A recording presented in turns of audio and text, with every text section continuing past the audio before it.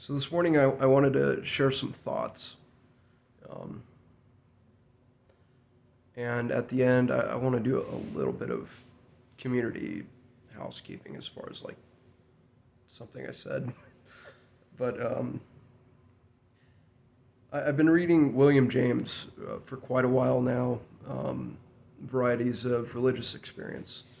And I've been in the lectures that focus on the topic of saints.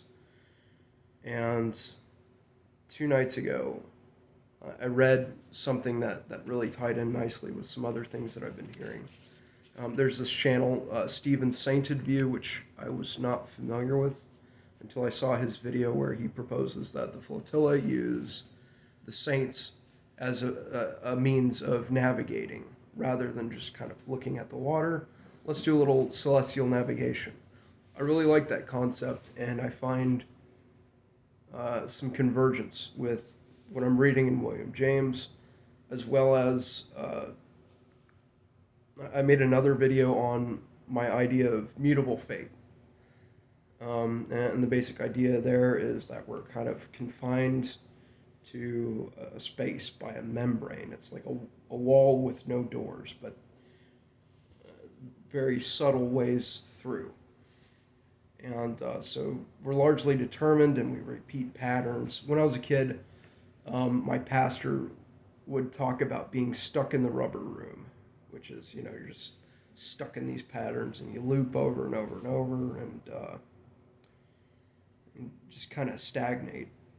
So my idea is that it's not a wall that we're completely confined in, but there's like little ways through. And I propose that miracles are like a little bit of the adjacent possible coming through on this side of the membrane to show us a way through. And I think of the lives of saints as being kind of miracles in themselves. The saints are like living miracles and become lights unto that through line, that path, um, that golden thread perhaps. So anyhow, I'll go to the text now. I forget which lecture number this is. No matter. I don't think there's too many people just reading William James. Um, so it starts this way. You will agree to this in general, for in spite of the gospel, in spite of Quakerism, in spite of Tolstoy, you believe in fighting fire with fire, in shooting down usurpers, locking up thieves, and freezing out vagabonds and swindlers. And yet you are sure, as I am sure, that the world confined to these hard-headed, hard-hearted, and hard-fisted methods exclusively, were there no one prompt to help a brother first and find out afterwards whether he were worthy, no one willing to drown his private wrongs in pity for the wronger's person, no one ready to be duped many a time rather than live always on suspicion, no one glad to treat individuals passionately and impulsively rather than by general rules of prudence. The world would be an infinitely worse place than it is now to live in. The tender grace, not of a day that is dead, but of a day yet to be born somehow. The adjacent possible, right? With the golden rule grown natural, would be cut out from the perspectives of our imaginations. The saints, existing in this way, may, with their extravagances of human tenderness, be prophetic. Nay, innumerable times they have proved themselves prophetic, treating those whom they met, in spite of the past, in spite of all appearances, as worthy. They have stimulated themselves to be worthy. So this is a bootstrapping thing. Miraculously transformed by their radiant example and by the challenge of their expectation.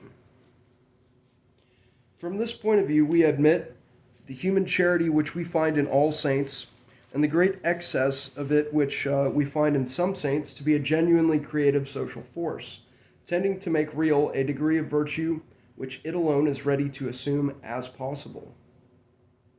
The saints are authors, auctores, increasers of goodness. The potentialities of developments in human souls are unfathomable.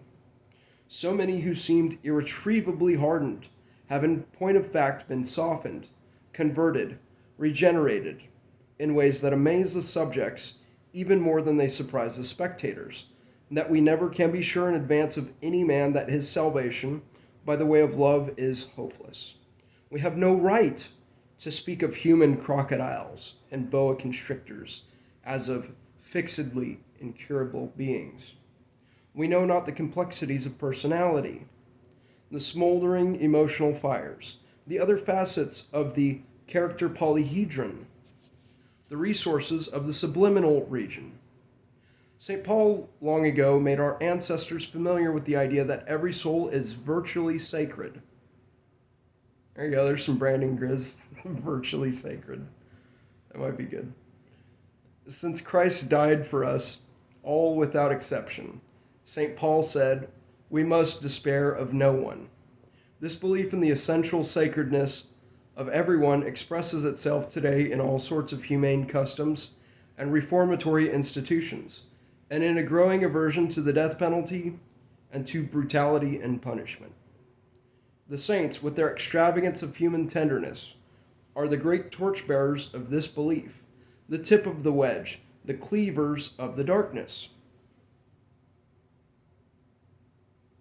Like the single drops which sparkle in the sun as they are flung far ahead of the advancing edge of a wave crest or of a flood, they show the way and are forerunners. A while back, Vervaeke, I believe it was, talked about prophets as people who kind of announce what's here rather than foretelling the future. They call people's attention to what's present. And I think that's very resonant with this point about them being kind of like on the edge of a wave crest or a flood. It's like, it's here. It's happening. The world is not yet with them, so they often seem in the midst of the world's affairs to be preposterous. Yet they are impregnators of the world, vivifiers and animators of potentialities of goodness which but for them would lie forever dormant. It is not possible to be quite as mean as we naturally are when they have passed before us. Our fire kindles another. And without that overtrust in human worth which they show, the rest of us would lie in spiritual stagnancy. We'd be stuck in the rubber room. We wouldn't pass through that membrane. We wouldn't level up. Momentarily considered, then, the saint may waste his tenderness and be the dupe and victim of his charitable fever. But the general function of his charity and social evolution is vital and essential. If things are ever to move upward, someone must be ready to take the first step and assume the risk of it. No one who is not willing to try charity, to try non-resistance, as the saint is always willing, can tell whether these methods will or will not succeed. When they do succeed, they are far more powerfully successful than force or worldly prudence. Force destroys enemies, and the best that can be said of prudence is that it keeps what we already have in safety. Stagnation, right? But non-resistance, when successful, turns enemies into friends. And charity regenerates its objects. These saintly methods are, as I said, creative energies, and genuine saints find in the elevated excitement with their faith, which their faith endows them in authority and impressiveness, which makes them irresistible in situations where men of shallower nature cannot get on at all without the use of worldly prudence. This practical proof that worldly wisdom may be safely transcended is the saint's magical gift to mankind. Not only does his vision of a better world console us for the generally prevailing prose and barrenness, but even when, on the whole, we have to confess him ill-adapted, he makes some converts, and the environment gets better for his ministry. He is an effective ferment of goodness, a slow transmuter of the earthly into a more heavenly order. In this respect, the utopian dreams of social justice, and here's a really challenging part, in which many contemporary socialists and anarchists indulge are, in spite of their impracticability and non adaptation to present environmental conditions, analogous to the saints' belief in an existent kingdom of heaven. They help to break the edge of the general reign of hardness and are slow leavens of a better order. These are people who look up. They can see a higher scale. And I think are good guides because they have that higher perspective that we can't really see on the ground. And, we do have to be able to see on the ground primarily and operate on the ground. We have to be in the world. But we have to also not be of the world. We have to have that higher perspective. This is how I interpret these things. I don't mean to speak as though I have any authority on these matters. I don't. I'm an outsider. But these are my observations, and I find a lot of convergence with what I'm hearing others say. Now, the housekeeping part.